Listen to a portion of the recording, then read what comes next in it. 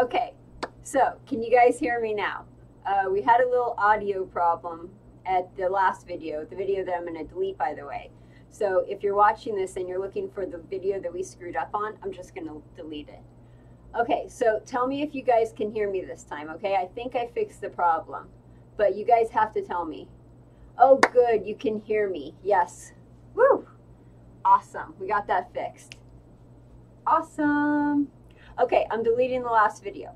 So what we did on the last video, I'm going to have to redo. But I'm going to wait for you guys to come in, everyone to get situated. While everyone is getting situated, and by the way, thank you again so much for telling me that my audio wasn't working. I would have just sat here for like 40 minutes just talking. Anyway, so I'm going to do the thumbnail real quick. And with this thumbnail, what I'm going to do is we're going to have blocks of heavy words that say roulette, and they're going to be crushing me as I'm trying to hold them up. So that's what this thumbnail is. So we're going to do that while everyone gets in here and gets situated. And by the way, if you guys have any questions, start asking them, and then we could get started. So here's the thumbnail.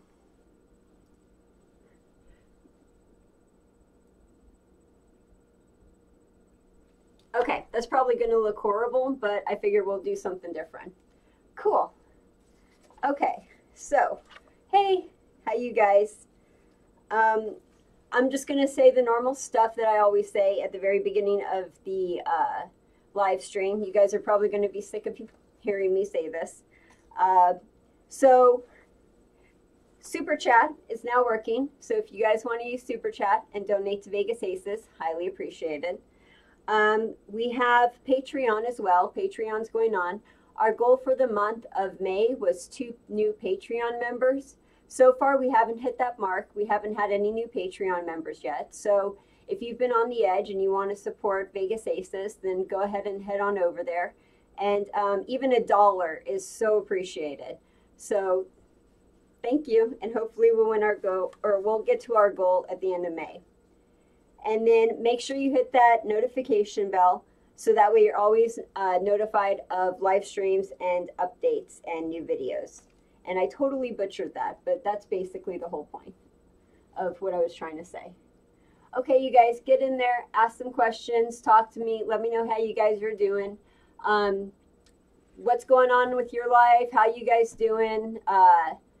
Yeah, anything you want.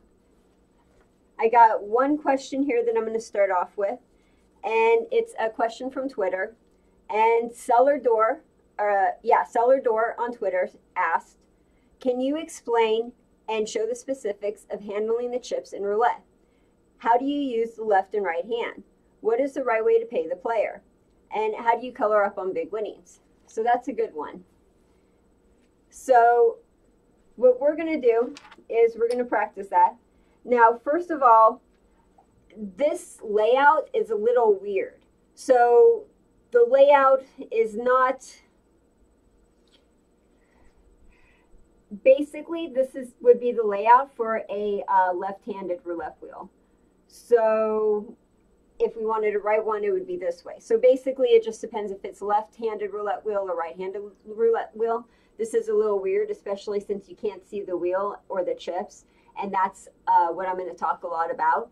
So when you're paying the players, first off, everyone should know this. You pay them in rows of 20, and they are put in a pattern depending on what the total number of chips are. So this 5 chip pattern would be for a total amount of $100 if they're, dollar chips. And what you would typically do is when you're moving the chips, you have certain hand placements. So you put the pinky in a certain area, you put the middle finger or the ring finger in another area, and the middle finger in the other. And what you do is you move the chips that way. So for 5 rows of chips like this, for 5 stacks of 20, how we move it is we put the thumb, the forefinger, and typically we angle it this way. So the thumb goes right here, the pinky goes right here, and the ring finger goes right here, and I'm not really using my middle finger and my forefinger for this one. And then you move it, and you slide it on the table like that. And there's different hand gestures or different hand placements for every pattern that we have to do. And when I say pattern, I mean this is a pattern of 5. So if these were dollar chips, it'd be stacks of 20, which is $100. If you wanted to do, say, 3 stacks, you would put them in this pattern. And then the way you would move that is you put your thumb over here, middle finger over here, and pinky in the middle. So that way it is holding the 2. Always make sure that when you're doing that, you're touching the very, very bottom of the chip. If you do any higher than the bottom of the chip, your stack is going to fall over. So what you do is you get it in hand placement, and then you push it towards the player. Now, I'm not going to go over all of the patterns and how to do it, because I am going to make a video on roulette, and we're going to cover all that. But I do want to point out that you always keep your body square to the table. You never, never, ever turn your back from the table, from the wheel, or from your rack, your bank. So keeping that in mind, with this roulette wheel, we would have the roulette wheel over here, we would have the bank over here, and let's say we would have to pay the player over here, just as an example. So the wrong way to do it is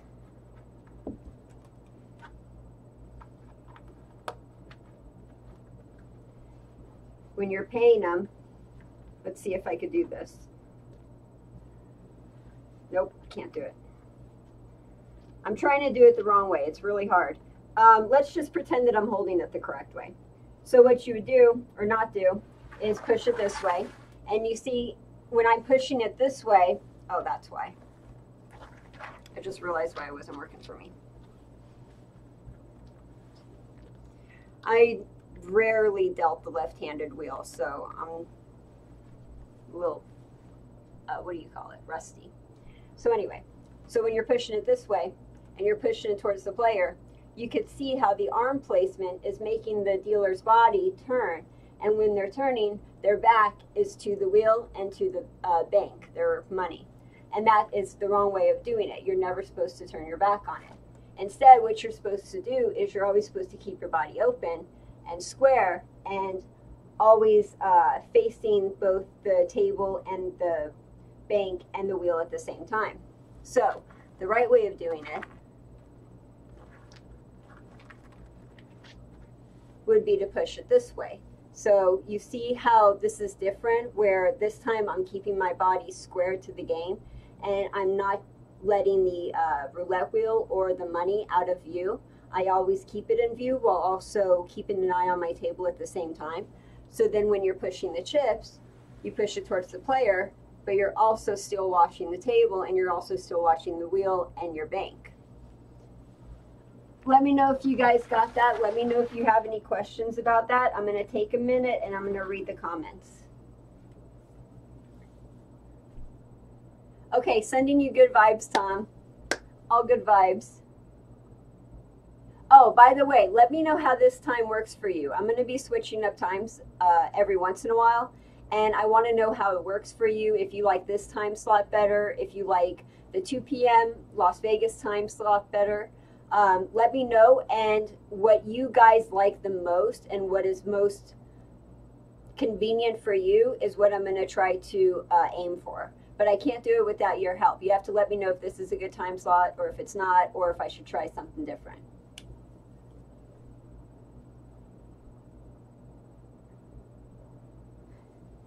Okay, so Tom asked, are you still actively working at a casino? My dad watches you on occasion, and he thinks he saw you at a casino last month. No, I'm not actively working at a casino. I used to work in casinos, but at the moment, I'm actually a business owner. So my business is Vegas Aces LLC, Vegas Aces Services LLC, and I do work for my clients. So I do web design. So if anyone ever needs a website, I can make that website for you. I make videos for people. I work with casino managers, with table game inventors, with dealers. And that's what keeps me busy a lot of the time, is me working with my clients. So that's what I'm doing now. I'm a business owner. No longer working in the casino as a dealer. However, I am working with casinos all of the time.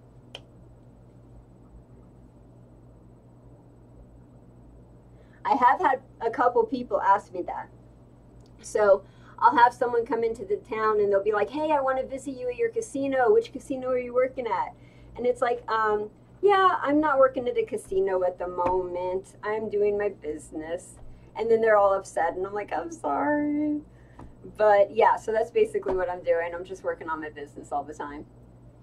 So let me know if you guys have any questions. I only had one question for you guys this week that was prepared.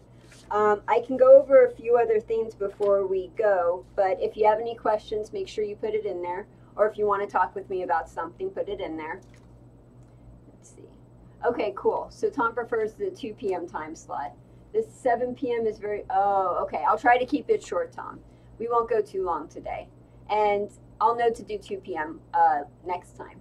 Hey, would earlier be better? Would it be better if I did, say, 2 hours before that, or 3 or 4 hours? Let me know. Let me know what you think. So, cellar door. I know you're watching this later because you can't watch it at the moment.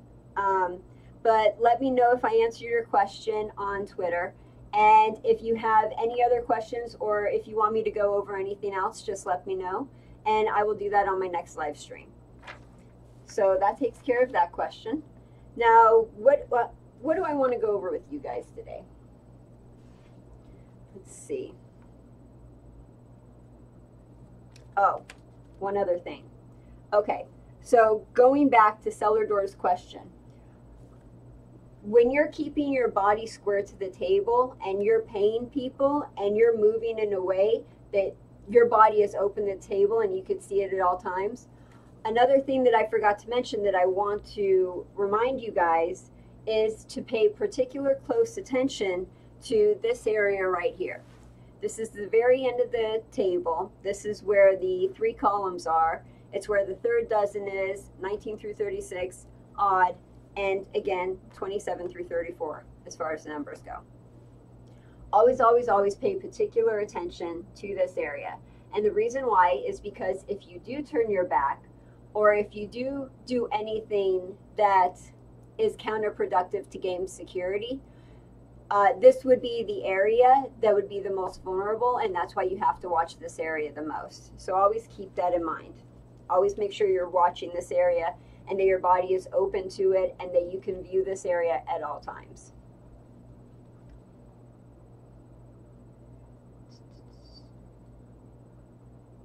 Okay, so that was pretty much everything with staying square to the game.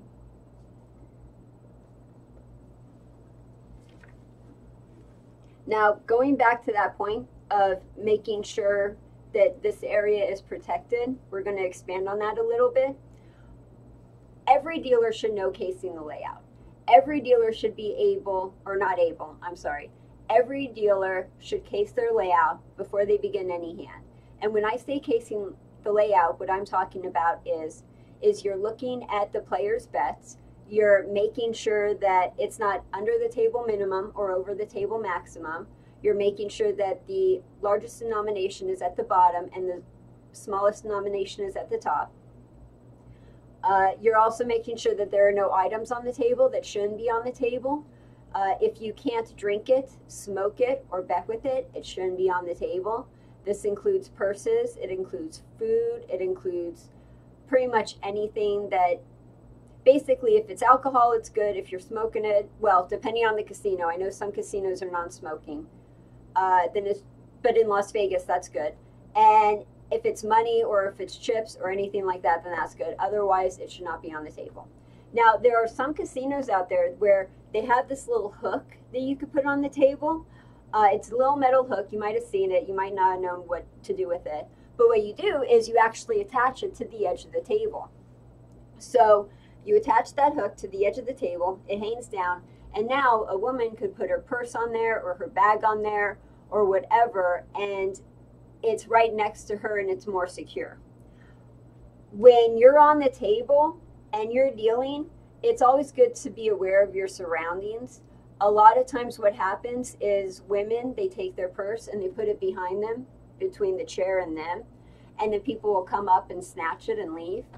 And the dealer should be, I don't want to say the dealer should be aware enough of their surroundings because they are dealing the game at the same time, but you should be able to see that. You should at least notice that something happens. But then again, there are people who could swipe stuff who are really good where you won't notice that. So I guess it really just depends on the situation and what's going on. But at least now you know that that's something that can happen, and you want to be mindful of it, and you want to be aware of anything that might look suspicious or fishy or anything that might be out of the ordinary.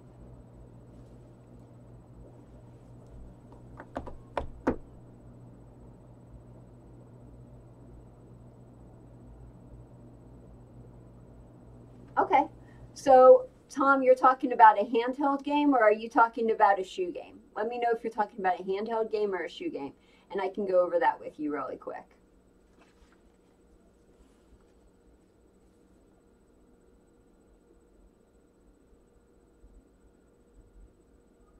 Okay, so we basically went over all of that, and we're good.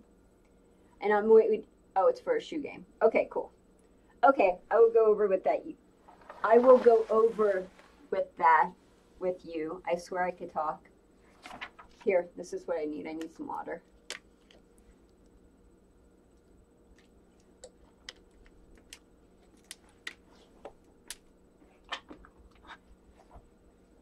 Okay, so the shoe game. Let's say blackjack, shoe, someone gets a 20. So they have a 20.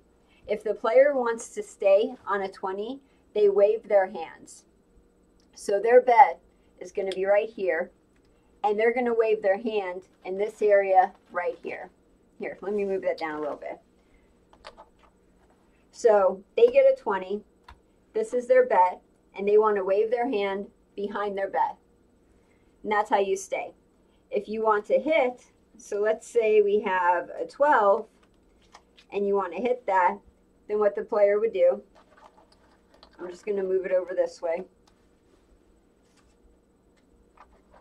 So player wants to hit that. What they would do is they would scratch the table like this. Take their two fingers or their hand, and they would scratch the table. And that means that you want to hit or you want another card. Now let's say you want,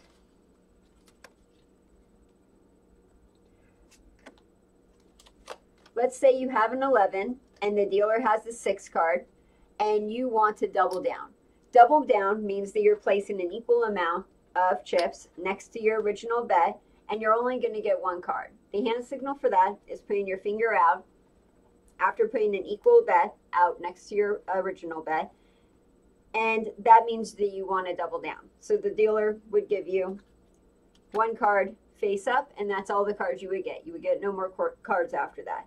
Again, the hand signal is just pointing to it or doing 1 finger, and also placing a stack of an equal or lesser amount next to your original stack. Now, for splitting, it would actually have to be exactly the same amount. Your bet, you can't do lower when you're splitting. You could do a lower bet when you're doubling down, but you can't do a lower bet when you're splitting. It has to be of an equal amount.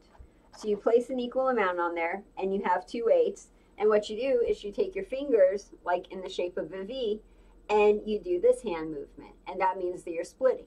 And then the dealer will split your 2 cards, and now you have 2 hands. When you're splitting, you could go up to 4 times, which means 3 and then 4. And that would be the most that you could split, like that. If you have aces, you're only going to get 1 card at a time. Now, if you have surrender, and surrender only happens on some tables. Surrender isn't available on all tables. It's just available on some tables. So let's say you want to surrender, you would take your finger and you would draw a line behind your bet. And the dealer would give you half of your original bet back, and then you would lose your bet. So basically you lost half of your bet, but then you don't have to play the hand. So a surrender is drawing a line behind your bet. Okay, let me know if I answered your question, Tom, and if you have any other questions besides that one.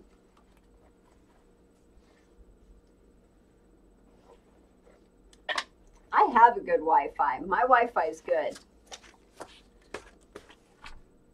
Unless you're talking about your Wi-Fi. I don't know how your Wi-Fi is, but my Wi-Fi is good.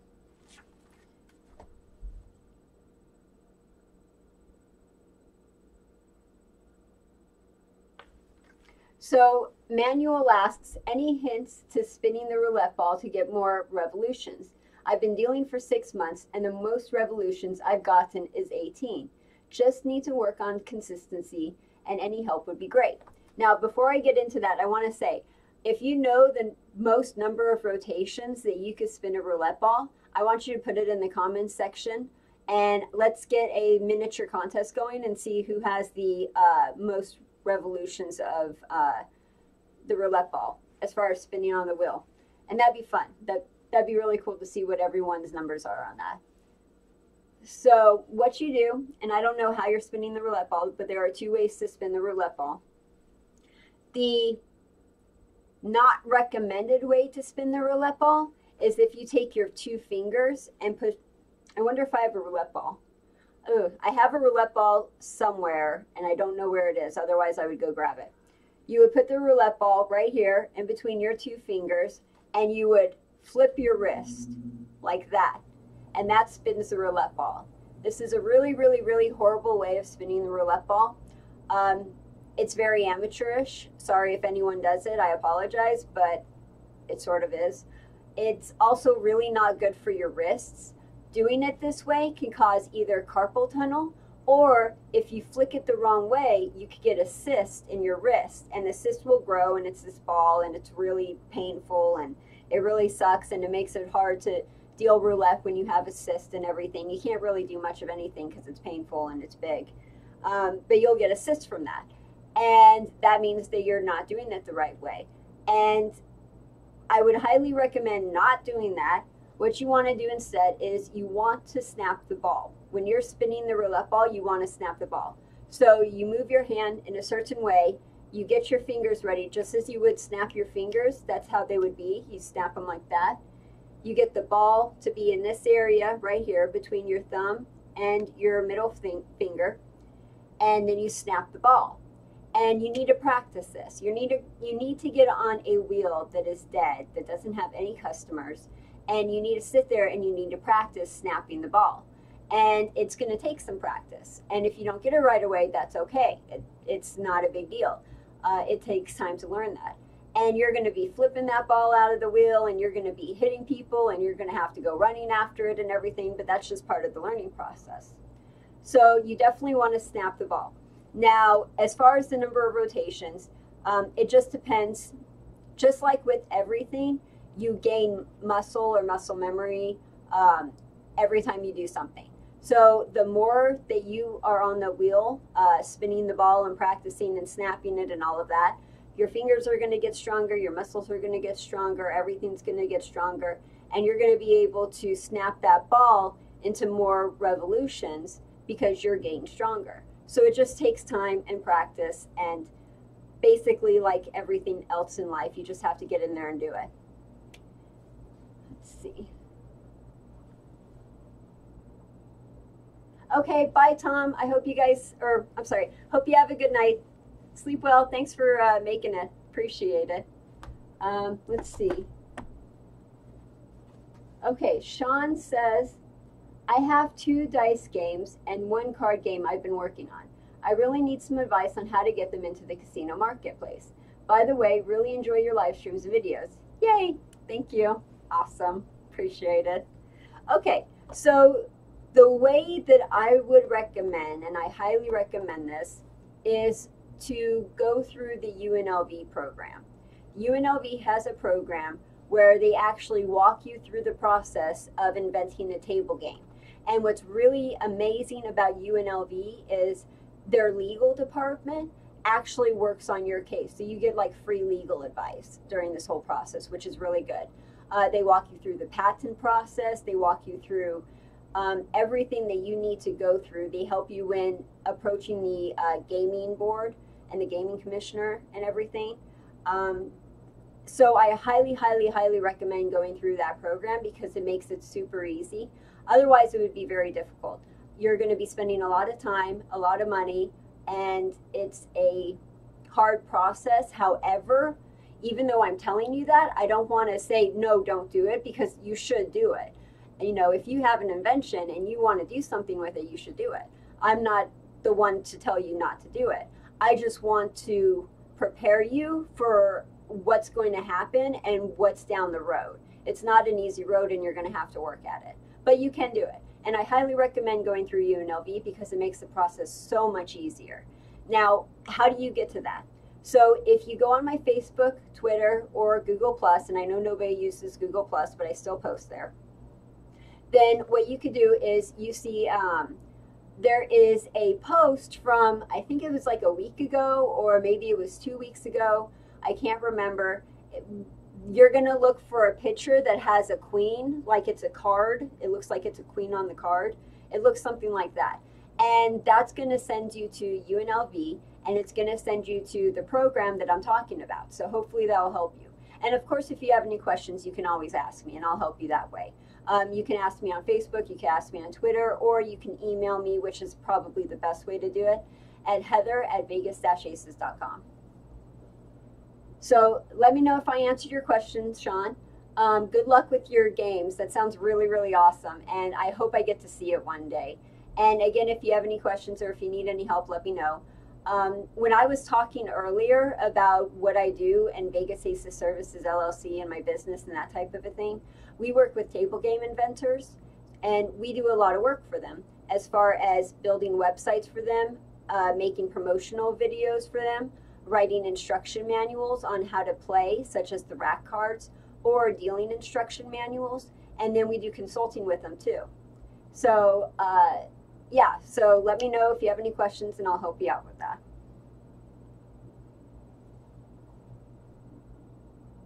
Yes, UNLV has a student program for casino business. They have a whole casino department, IGI.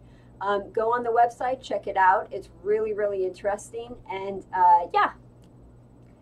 Okay, you guys have any more questions? Let me know.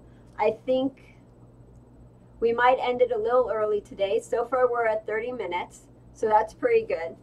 And I've gone over what I want to go over with you today as far as staying square with the game and casing out the layout and making sure that you watch for potential past posters.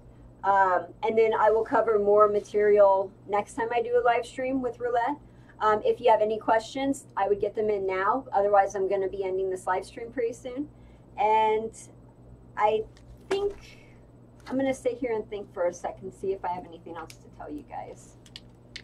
Give you a minute to put your questions in there too.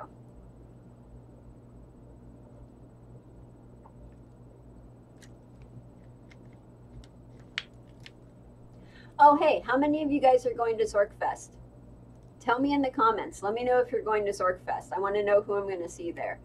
If you don't know what Zorkfest is, it's this weekend, and it's a 3-day event, and it has people in the industry such as podcasters, Anthony Curtis. I myself will be there. I'm going to be giving a presentation on Saturday from 4 p.m. to 5 p.m. I believe. And that's going to be really, really cool. I have it all ready, and I'm looking forward to seeing you guys and doing that. And then there is a dinner on Friday, and it's like a VIP dinner, and that's going to be really awesome. I'm going to be there, and I'm going to try to talk with some of you guys and say hi to you and, you know, maybe make some new friends and everything. So that's going to be awesome. And yeah, let me know who's going. Let me know if you guys are going to be there or not.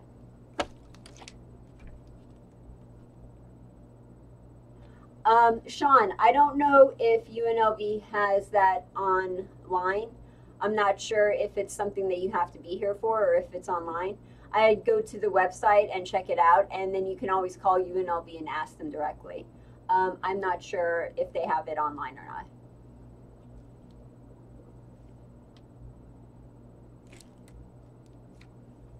So Dennis asks, how can I work in Vegas as a dealer? I am living outside of the U.S.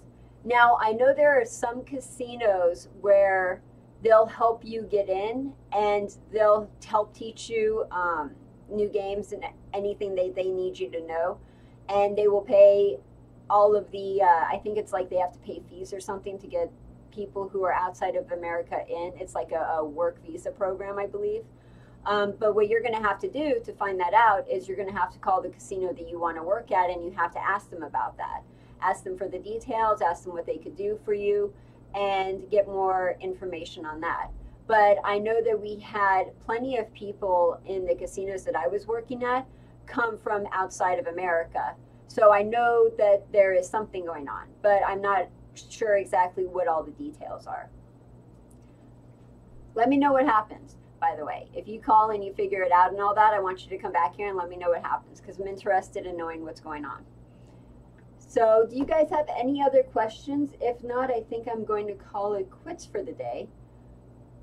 All I think I had was Zorkfest to tell you guys about. Oh yeah, are any of you guys going to Zorkfest? No? Let me know. And then in June, about a month from now, I'm going to VidCon, and that will be in Anaheim, California. So if you guys are out there and you want to come by and say hi, let me know. Send me a message or shoot me an email, and we can meet at VidCon. And that's going to be a lot of fun. I'm really looking forward to that. That's pretty much all I could think of for the day. You guys aren't really talking with me in the chat, so I think we're going to end it on that. If you have any more questions, put them in the comments, and then I'll answer it on the next live stream. And thanks for watching. I really appreciate you guys. You're really awesome. And let's see. My next live stream should be in 2 weeks. So that will be June. That'll be June 7th, it looks like. So yeah, I hope to see you guys there. Oh, let's see. So Dennis asked, is French roulette popular in Vegas? And yeah, we have a few games that have a single zero here. I know there's one at the Cromwell that they've been advertising. So we do have it here at some casinos. We also have roulette with 3 zeros. So in Las Vegas, we have roulette with 1 0, 2 zeros, and 3 zeros. It's really interesting. But yeah, they do have single zero roulette here. Oh, Benjamin, you missed it. Darn. Well, hi. Good to see you. Okay, bye. Nice seeing you. Okay, I'm out of here, you guys. Thanks for joining. And if you didn't catch it, watch it in the replay. See you later. Bye.